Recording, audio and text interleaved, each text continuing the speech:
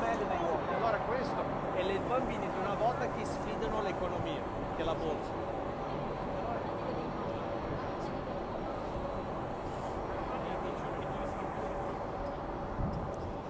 Voilà, nous sommes à la bourse de New York, où ils ont déplacé la petite fille qui fait, je ne sais pas si vous voyez, qui fait face à la bourse en fait, comme si elle défiait la bourse de New York, qui est le bâtiment juste en face, vous voyez là. Donc elle n'est plus au Flatiron Building, du côté de Flatiron Building qui était face au Taureau. Elle a été déplacée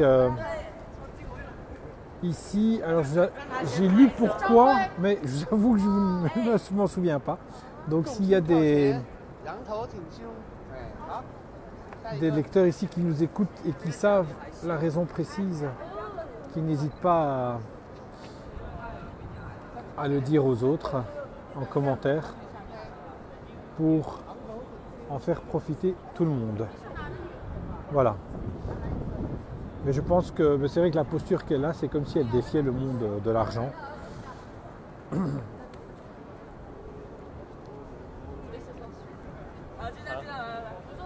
Marrant comme ces petites statues peuvent fasciner les gens. Voilà. Donc ici on est à la bourse de New York. C'est un petit piétonnier de Manhattan. Là, et on va se rediriger. C'est une magnifique ville, hein, franchement. Pour tous ceux qui aiment se promener, un peu comme Washington, avec moins de choses à faire, mais des superbes bâtiments, très impressionnants à chaque fois.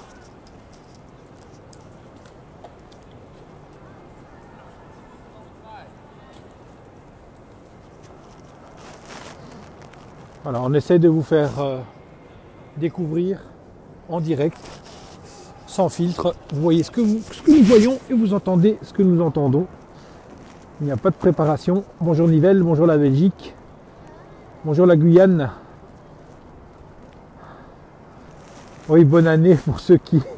C'est vrai, ici aux États-Unis, on souhaite la bonne année le 1er ou le 2, et puis c'est fini.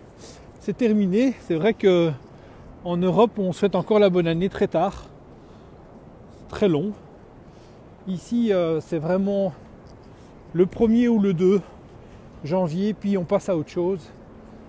Et c'est vrai que depuis que j'habite ici, je n'ai pas fait la réflexion que dès qu'on passait la première semaine de janvier, plus personne n'en parle et plus personne ne vous souhaite une bonne année. C'est une différence culturelle aux États-Unis par rapport en Europe.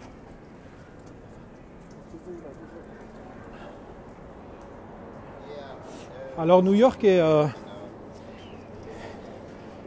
une ville où vraiment qui a des odeurs très particulières.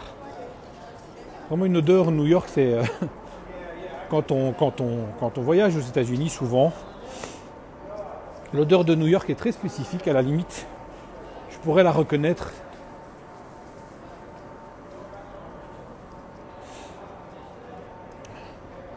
Et c'est vrai que, en tout cas, Manhattan est propre. Peut-être pas le cas de tous les quartiers de New York, mais en tout cas, Manhattan, c'est très sécurisé, très propre. Et il y a des bâtiments exceptionnels. Regardez-moi ça.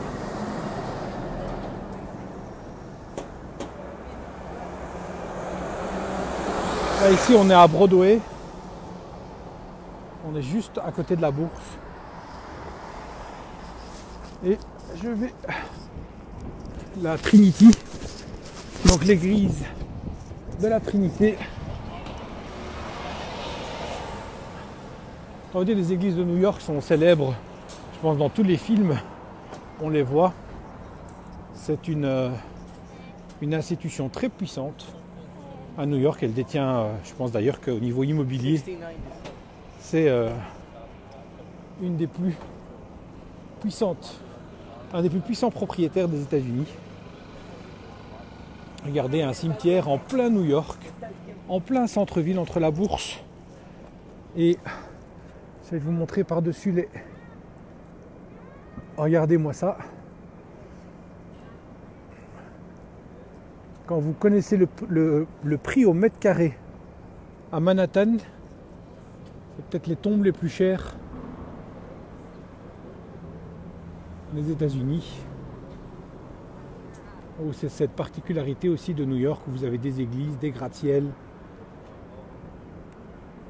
Et regardez-moi ce cimetière en plein milieu de tout ça. Bonjour la Belgique. Et si vous voulez, regardez, hop, vous avez faim. Juste à côté du cimetière, à 2 mètres, vous avez ces food trucks qui ne sont pas des food trucks parce que en réalité c'est des charrettes. Et regardez cette architecture qui mêle bâtiments, églises, buildings, food truck, artisans, tout ça mélangé. On a l'impression que c'est un peu du n'importe quoi et en finalité, c'est ce qui nous plaît.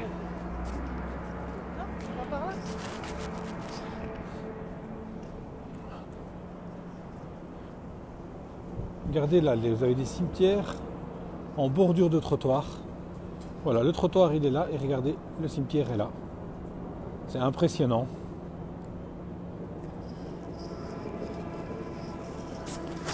Ce mélange des genres est bluffant. Ça, vous n'avez pas partout aux États-Unis. C'est vraiment spécifique ici à New York. On vous met un... Je pense que c'est dû à la puissance de l'église qui fait un peu ce qu'elle veut aussi.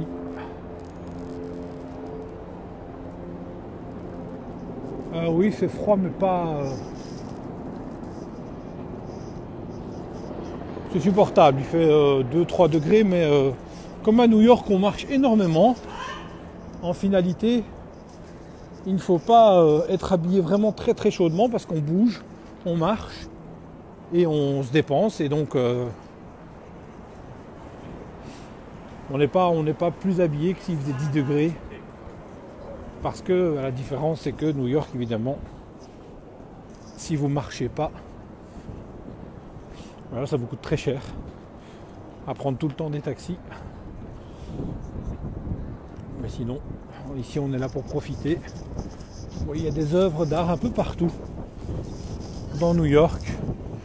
Chaque bâtiment met des œuvres d'art à l'extérieur. C'est aussi ça, Manhattan. Vous voyez ces œuvres d'art qui sont mises un peu partout dans New York, qui permet de rendre les promenades agréables. Là, je me redirige vers Ground Zero et en même temps, je vous fais la promenade.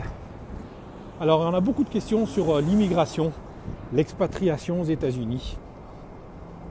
C'est tellement vaste, c'est tellement à la fois compliqué et simple que nous conseillons toujours le passage par un avocat en immigration parce que chaque cas est un cas particulier, mais de manière générale, vous avez le visa touriste, le ESTA, qui vous permet de venir autant de fois que vous le souhaitez pour $14 pour une validité de 2 ans. Et évidemment, avec ça, vous faites du tourisme, mais rien d'autre. Après, vous avez une multitude de visas pour des stages, pour finir sur des études. Et c'est relativement simple et compliqué, ça dépend vraiment au cas par cas. Après, ceux qui veulent vraiment venir y habiter, c'est vraiment un projet de vie et ça demande une expertise. Après, il y a les gens qui sont à l'aise administrativement et vous prenez contact avec l'ambassade, avec le site internet de l'immigration et vous avez toutes les explications. Après, ceux qui ne sont pas à l'aise, passez par un avocat d'immigration compétent. Vous vivrez bien moins de galères que certains qui sont passés par des consultants ou être consultant, ben je peux le devenir aujourd'hui si j'ai envie. J'ouvre une boîte de consultance, il ne faut absolument aucune compétence pour être consultant. en immigration. Voilà. Regardez-moi ça, ces immeubles avec de l'ancien, du moderne.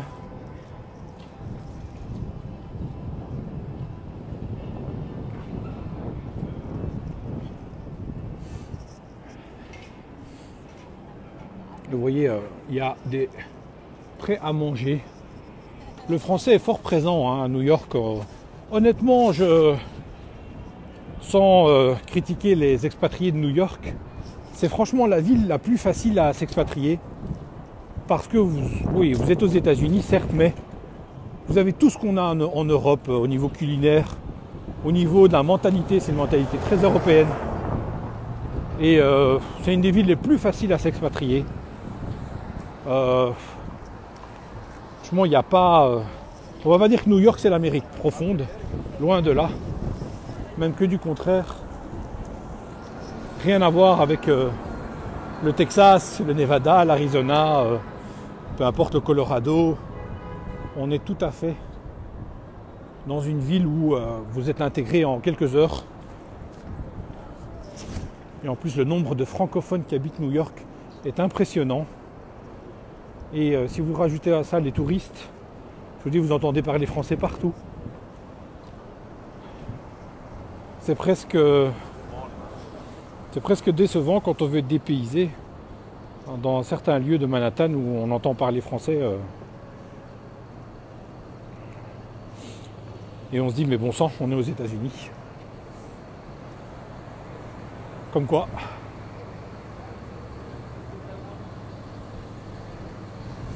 Oui, Dallas c'est magnifique. C'est vraiment encore une fois une question de goût personnel. Nous, on habite en Floride. On est du côté de Orlando. Autant vous dire que vous pouvez habiter 10 ans et vous n'entendrez pas parler français une seule fois. Et ici, depuis ce matin, je pense que j'ai dû croiser 300, 400 Français. Ce qui n'est pas une bourde, mais c'est juste pour dire qu'il y a certains coins. Les expatriés de New York, franchement, j'ai pas la... Ça, c'est encore une fois personnel, c'est pas non plus un grand changement de vie, contrairement à ce qu'on pourrait faire croire dans les reportages à la télévision où on montre des expatriés de New York. Je vous assure que le couple d'expatriés qui est dans le fin fond du Colorado ou du Texas a bien plus le rôle de l'expatriation ou l'image de l'expatriation que le couple new-yorkais ou l'agent immobilier de New York qui fait penser qu'il a changé de vie. Honnêtement, c'est beaucoup moins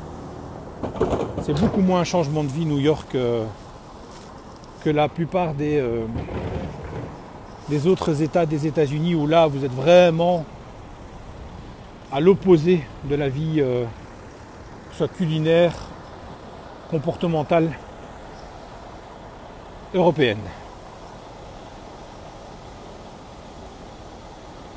Oui, Sylvie, Orlando est une ville magnifique, superbe. Il y a les parcs d'attractions, certes, mais vous avez aussi des piscines naturelles à 1 heure de là. Vous avez des... Allez voir sur voyagerenfloride.com. On a fait plein d'articles, des choses gratuites à faire dans la région.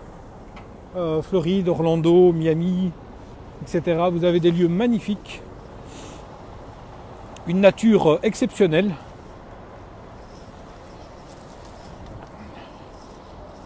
Et les gens sont super sympas, gentils, aimables, courtois, ouverts. Je n'ai que des compliments à faire et je vous assure